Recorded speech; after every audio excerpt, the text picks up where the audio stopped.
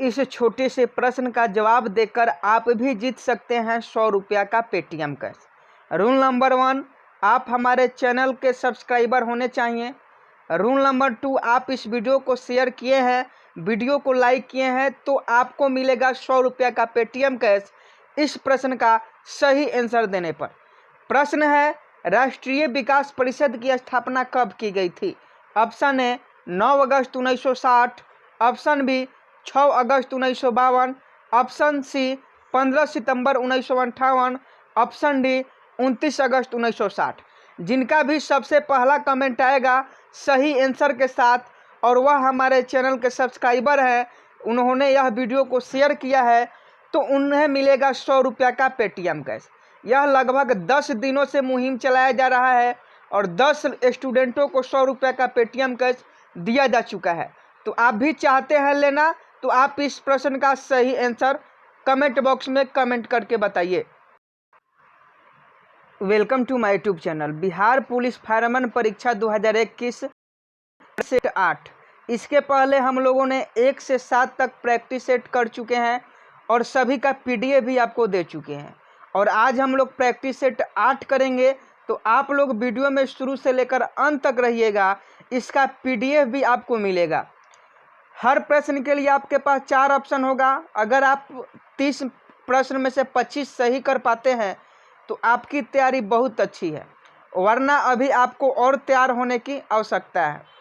पहला क्वेश्चन है, भारत में सतलज नदी किस दर्रे से होकर प्रवेश करती है? भारत में सतलज नदी किस दर्रे से होकर प्रवेश करती है? ऑप्शन ए शिपकिला दर्रा, ऑप्शन बी नाथुला दर्रा, ऑप्शन सी जोजिला दर्रा, ऑप्शन डी बनिहाल दर्रा। चारों में से एक सही आंसर है, आप जल्दी से कमेंट बॉक्स में कमेंट कीजिए। किस भारत में सतलज नदी किस दर्रे से होकर प्रवेश करती है? बिल्कुल सही आंसर शिपकिला दर्रा। जो लोग भी बता रहे हैं वह बिल्कुल सही आंसर है, शिपकिला दर्रा इस प्रश्न का सही आंसर है। इंपॉर्टेंट पॉइंट है, सरदार सरोवर बांध नर्मदा नदी पर गुजरात में है, इडुक्की बांध पेरियार नदी पर केरल में है, ओक्रेश्वर बांध नर्मदा नदी पर मध्य प्रदेश में है। अगला प्रश्न आपके एग्जाम में 1 नंबर दिला के रहेगा। क्वेश्चन है, भारत का पहला सीडीएस कौन है? भारत का पहला सीडीएस कौन है? Option A K Bhadauria, option B general Bipin Rawat, option C Manoj Mukund Naravane, option D admiral Karambir Singh. बिल्कुल सही आंसर आप लोग बता रहे हैं, जनरल बिपिन रावत। सीडीएस कौन है? भारत का पहला सीडीएस जनरल बिपिन रावत हैं। सीडीएस का full form chief of defence staff होता है। के भदौरिया वर्तमान वायुसेना अध्यक्ष हैं, मनोज मुकुंद नरवणे वर्तमान में थल सेना अध्यक्ष हैं और एडमिरल करमवीर सिंह वर्तमान में नौसेना अध्यक्ष हैं। तो यहाँ से आप इतने प्रश्न को याद करते हैं तो 1 नंबर आपका क्लियर हो जाता है। अगला प्रश्न आपके मोबाइल स्क्रीन पर कि थाईलैंड की राजधानी कहाँ है? बच्चे वाला क्वेश्चन है। थाईलैंड की राजधानी कहाँ है? तो बैंकॉक है, सभी लोग जानते हैं थाईलैंड की राजधानी बैंकॉक है। अगला प्रश्न आपके मोबाइल स्क्रीन पर, जल्दी से प्रश्न को पढ़िए और इसका आंसर देने का प्रयास कीजिए। विश्व की सबसे बड़ी प्रवाल भित्ति कौन सी है? विश्व की सबसे बड़ी प्रवाल भित्ति कौन सी है? तो यहाँ गलत टाइप हो गया है, यहाँ गलत टाइप हो गया है, ये नहीं होगा। तो इसका right answer great barrier reef हो जाएगा, जो कि ऑस्ट्रेलिया में है। विश्व की सबसे बड़ी प्रवाल भित्ति ग्रेट बैरियर रीफ हो जाएगा, जो आपका ऑस्ट्रेलिया में है। अगला प्रश्न, मौलिक कर्तव्य भारत ने किस देश से लिया है? मौलिक कर्तव्य भारत में किस देश से लिया गया है? आपके पास 4 ऑप्शन है, जल्दी से इसका सही आंसर बताइए। बिल्कुल सही आंसर रूस इसका सही आंसर है। मौलिक कर्तव्य भारत ने रूस देश से लिया है। कब लिया? तो 42वें संविधान संशोधन 1976 में लिया। भाग 4A में है, अनुच्छेद 51 है। तो यहाँ से भी आपका 1 नंबर क्लियर हो जाएगा। अगला प्रश्न बहुत इंपॉर्टेंट है, दीन ए इलाही धर्म का प्रधान पुरोहित कौन था? दीन ए इलाही धर्म का प्रधान पुरोहित कौन था? मतलब दीन ए इलाही धर्म की स्थापना किसने की? तो अकबर ने की। अकबर ने दिन ए इलाही धर्म की स्थापना की। तो अकबर ऑप्शन डी इस प्रश्न का बिल्कुल सही आंसर हो जाएगा। अगला प्रश्न, पुर्तगालियों ने अपनी पहली कोठी कहाँ खोली? पुर्तगालियों ने अपनी पहली कोठी कहाँ खोली? तो बिल्कुल सही आंसर देख लीजिए, 4 ऑप्शन है कि पुर्तगालियों ने पहली कोठी कहाँ खोली।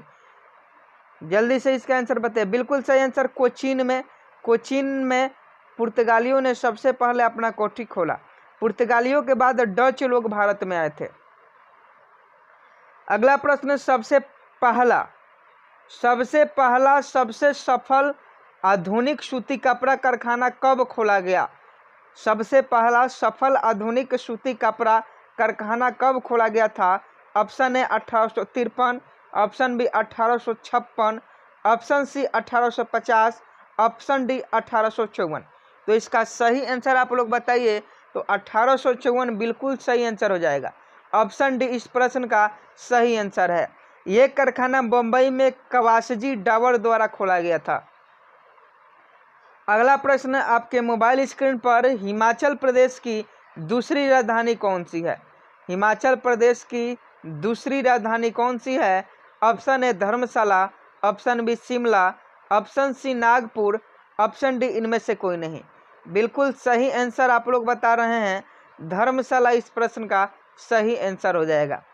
अगला प्रश्न, आपके मोबाइल स्क्रीन पर रेड डाटा बुक का विश्व में प्रथम प्रकाशन कब हुआ था? बिहार पुलिस के 14 मार्च के सेकंड शिफ्ट में पूछा गया प्रश्न, रेड डाटा बुक का विश्व में प्रथम प्रकाशन कब हुआ? जल्दी से बताइए। ऑप्शन आप देख रहे हैं। बिल्कुल सही, 1966 में। 1966 में रेड डाटा बुक के विश्व में प्रकाशन किया गया था। सर्वप्रथम रेड डाटा बुक की कल्पना 1963 में सर पीटर स्काउट ने किया था। अभी तक हमारे 10 क्वेश्चन हो चुके हैं और अभी तक आप इस वीडियो को लाइक नहीं किए हैं, तो आपसे विनती है कि आप लोग इस वीडियो को लाइक कर दें ताकि हमारा मनोबल बढ़े।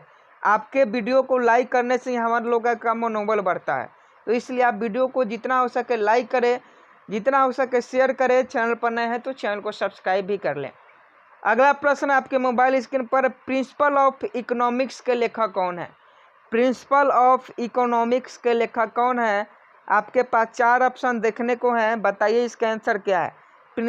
प्रिंसिपल ऑफ इकोनॉमिक्स के लेखक बिल्कुल सही, मार्शल जो लोग भी बता रहे हैं उनका सही आंसर है। वही वेल्थ ऑफ नेशन पूछा जाए तो एडम स्मिथ के द्वारा लिखा गया था। अगला प्रश्न, आपके मोबाइल स्क्रीन पर निम्न में कौन यांत्रिक ऊर्जा को विद्युत ऊर्जा में रूपांतरण करता है? निम्न में कौन यांत्रिक ऊर्जा को विद्युत ऊर्जा में रूपांतरण करता है? Option A dynamo, option B विद्युत motor, option C microphone, option D विद्युत बल्ब। बिल्कुल सही आंसर आने लगे हैं। डायनेमो, जो लोग भी कर रहे हैं डायनेमो, उनका बिल्कुल सही आंसर है। अगला प्रश्न है आपके मोबाइल स्क्रीन पर कि निम्न में से किस संस्थानिक का उपयोग थायराइड ग्रंथि में किया जाता है? निम्न में से किस संस्थानिक का उपयोग थायराइड ग्रंथि में किया जाता है? बिल्कुल सही आंसर है आयोडीन 131। आयोडीन 131 का उपयोग है थायराइड ग्रंथि में किया जाता है। और कोबाल्ट 60 का उपयोग रक्त कैंसर को नियंत्रित करने में किया जाता है। अगला प्रश्न, आपके मोबाइल स्क्रीन पर WHO की स्थापना कब हुई? Option A 7 April 1948, option B 14 April 1948, option C 1 April 1948, option D 12 March 1948। बिल्कुल सही आंसर आप लोग बताइएगा कि WHO की स्थापना कब हुई। 7 अप्रैल 1948 जो लोग भी कर रहे हैं उनका बिल्कुल सही आंसर है। WHO की कुल सदस्य अभी 194 हैं और 194 देश, लास्ट जो है 194वां देश कौन बना है? तो दक्षिणी सूडान बना है। अब मुख्यालय अगर पूछे WHO की, जेनेवा में है। अगला प्रश्न है, बहुत इंपॉर्टेंट है और बहुत इजी है। बिहार पुलिस के एग्जाम में पूछा भी गया है इस बार कि संविधान सभा के प्रारूप समिति के अध्यक्ष कौन थे? संविधान सभा के प्रारूप समिति के अध्यक्ष कौन थे? यह क्वेश्चन आपके एग्जाम में पूछा भी गया है, तो आप इसका आंसर बताने का कष्ट करेंगे। जल्दी से आप लोग कमेंट बॉक्स में इस प्रश्न का आंसर बताइए कि संविधान सभा के प्रारूप समिति के अध्यक्ष कौन थे। बिल्कुल सही answer doctor Bhimrao Ambedkar. Doctor Bhimrao Ambedkar जो थे वह संविधान सभा के प्रारूप समिति के अध्यक्ष थे और इस समिति में कुल 7 सदस्य थे। अगला प्रश्न है आपके मोबाइल स्क्रीन पर कि डिडवान झील किस राज्य में है। डिडवान झील किस राज्य में है, तो इसका सही आंसर आप लोग बताइए कि डिडवान झील किस राज्य में है। बिल्कुल सही आंसर राजस्थान। जो लोग भी कर रहे हैं उनका सही आंसर है डिडवान झील जो है वह राजस्थान में है। अगला प्रश्न है आपके मोबाइल स्क्रीन पर कि मुगल काल में सबसे ज़्यादा कार्यकाल किसका रहा। मुगल काल में सबसे ज़्यादा कार्यकाल किसका रहा, तो इस प्रश्न का तो बहुत इजी आंसर है अकबर हो जाएगा, क्योंकि अकबर ने लगभग 50 साल तक दिल्ली में राज किया है। मुगलों का सबसे ज़्यादा राज देखा जाए तो अकबर का है और औरंगजेब का है, और अकबर के ही दरबार में 9 रत्न थे। अगला प्रश्न भी बहुत इजी है कि चौधरी चरण सिंह का समाधि स्थल का क्या नाम है, तो विजय घाट। तो ऑप्शन ए है मैं विजय घाट, तो विजय घाट तो आपका लाल बहादुर शास्त्री का है। अभय घाट किसका है, तो मोरारजी देसाई का है। अब बचा 2, तो इसका राइट आंसर ऑप्शन डी हो जाएगा किसान घाट। चौधरी चरण सिंह का समाधि स्थल किसान घाट है, विजय घाट लाल बहादुर शास्त्री जी का, अभय घाट मोरारजी देसाई का, और चैत्रा भूमि डॉक्टर भीमराव अंबेडकर जी का है। अगला प्रश्न है विटामिन सी की कमी से कौन सा रोग होता है। विटामिन सी की कमी से कौन सा रोग होता है, तो विटामिन सी की कमी से स्कर्वी रोग होता है। स्कर्वी इस प्रश्न का बिल्कुल सही आंसर है और रतौंधी विटामिन ए की कमी के कारण होता है। अगला प्रश्न आपके मोबाइल स्क्रीन पर कि क्षेत्रफल की दृष्टि से सर्वाधिक वन किस राज्य में है। बिहार पुलिस में यह भी क्वेश्चन पूछा गया था कि क्षेत्रफल की दृष्टि से सर्वाधिक वन किस राज्य में है। बिल्कुल सही आंसर मध्य प्रदेश इस प्रश्न का सही आंसर हो जाएगा। क्षेत्रफल की दृष्टि से सर्वाधिक वन मध्य प्रदेश में है।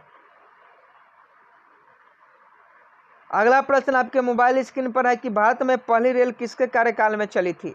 भारत में पहली रेल किसके कार्यकाल में चली थी, तो इसका राइट आंसर क्या हो जाएगा, डलहौजी हो जाएगा। डलहौजी इसका सही आंसर हो जाएगा। और पहली रेल जो थी वह 1853 में मुंबई से थाने के बीच चली थी।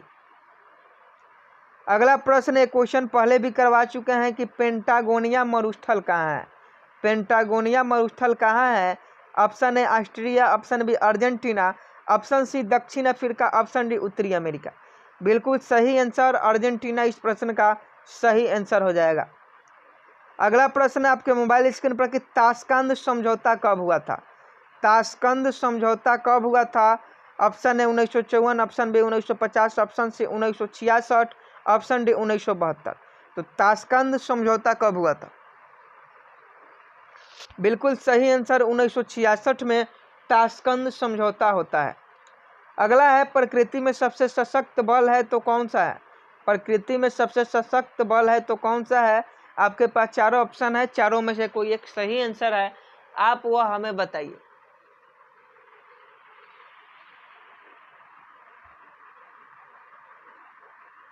बिल्कुल सही आंसर नाभिकीय बल। नाभिकीय बल इस प्रश्न का बिल्कुल सही आंसर हो जाएगा। अगला प्रश्न आपके मोबाइल स्क्रीन पर कि रेड डाटा बुक किस संस्थान के द्वारा तैयार किया जाता है। रेड डाटा बुक किस संस्थान के द्वारा तैयार किया जाता है, तो इसका राइट आंसर IUCN हो जाएगा। IUCN इसका राइट आंसर हो जाएगा, जिसका full form international union for conservation of nature होता है। अगला है त्रिभाषा सूत्र की सिफारिश किस समिति ने की थी। त्रिभाषा सूत्र की सिफारिश किस समिति ने की थी, देख लीजिए, बहुत इंपॉर्टेंट क्वेश्चन है। बिल्कुल सही आंसर कोठारी समिति। अगला है किस विटामिन के कारण ब्रेन हेमरेज होता है। विटामिन के के कारण ब्रेन हेमरेज होता है। आप लोगों ने सुना होगा कि उसका ब्रेन हेमरेज कर गया है जिससे उसकी मौत हो गई, तो यह विटामिन के कारण होता है, डिप्रेशन में जाने से यह होता है। अगला है कि महिलाओं के सशक्तिकरण के लिए संविधान सर्वप्रथम राष्ट्रीय नीति किस वर्ष अपनाई गई। सब महिलाओं के सशक्तिकरण के लिए सर्वप्रथम राष्ट्रीय नीति किस वर्ष अपनाई गई, तो 28 का बिल्कुल सही आंसर हो जाएगा। क्या हो जाएगा, जल्दी से बताइए। 2001 इस प्रश्न का बिल्कुल सही आंसर हो जाएगा। अगला है ओपीवी का टीका संबंधित है, किससे संबंधित है? बहुत इंपॉर्टेंट क्वेश्चन है। ओपीवी का टीका, ओपीवी का पहले फुल फॉर्म देख लीजिए, ओरल पोलीवायरस वैक्सीन होता है। तो पोलियो से मतलब पता चल रहा है पोलियो रोग से संबंधित है, तो ओपीवी का टीका पोलियो से संबंधित है। आज का लास्ट प्रश्न है, जीएसटी पंजीकरण संख्या में कितने अंक होते हैं? और यह प्रश्न आपका होमवर्क है, इसी का आपको आंसर कमेंट बॉक्स में बताना होगा। और आपने 30 क्वेश्चन में से कितने सही किए ये भी आप हमें कमेंट बॉक्स में बताइएगा। और अभी तक आप इस वीडियो को लाइक नहीं किए हैं तो आप इस वीडियो को लाइक कर दीजिए। इसका पीडीएफ का लिंक आपको वीडियो के डिस्क्रिप्शन में मिल जाएगा, वहां से जाकर आप लोग ले लीजिएगा। जो लोग चैनल पर नए हैं वो चैनल को सब्सक्राइब करें। मिलते हैं नेक्स्ट वीडियो में, तब तक के लिए जय हिंद जय भारत।